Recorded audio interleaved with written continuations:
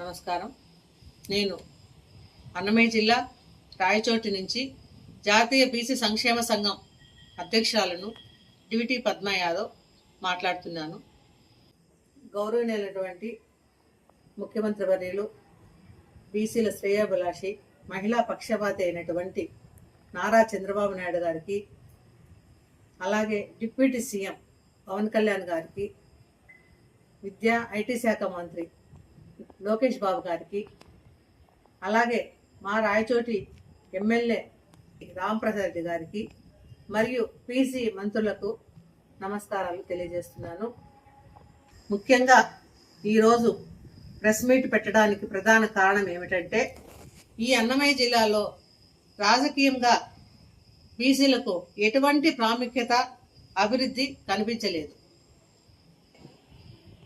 బీసీలే కూటమి ప్రభుత్వముకు వెన్నెముక అని చెప్తున్నారే కానీ బీసీలకే వెన్నుపోటు పొడుస్తున్నారు.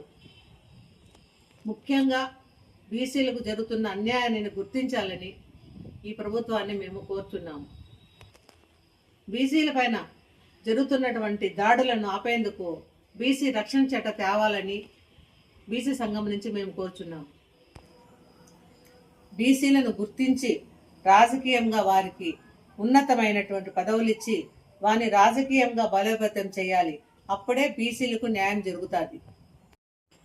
బీసీలే కూటమి ప్రభుత్వాన్ని వెన్నెముకని చెప్పుకుంటూ బీసీలకే వెన్నుపోట పొడుస్తున్నారు.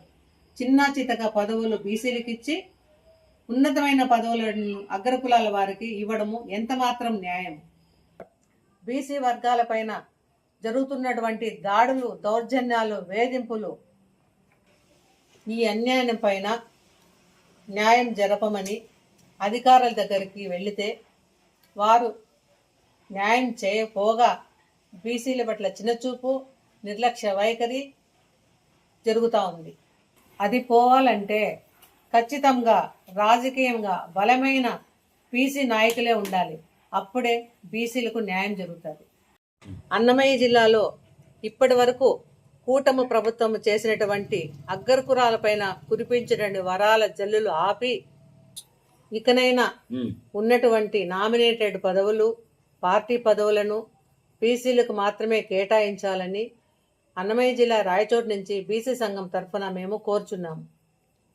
ఈరోజు ఈ సమావేశంలో ముఖ్యంగా జాతీయ బీసీ సంక్షేమ సంఘం నుండి డివిటి పద్మా యాదవ్ అయిన నేను చెబుతున్న మాట ఏమిటంటే, గౌరవనీయులంటే చంద్రబాబు నాయుడు గారికి, డిప్యూటీ సీఎం పవన్ కళ్యాణ్ గారికి, అలాగే లోకేష్ బాబు గారికి, మీరు ఎంతో బీసీల పక్షపాతి కాబట్టి బీసీలకు న్యాయం చేయాలని మేము అన్నమయ్య జిల్లా రాయచోటి బీసీ సంక్షేమ సంఘం నుంచి కోరుచున్నాము.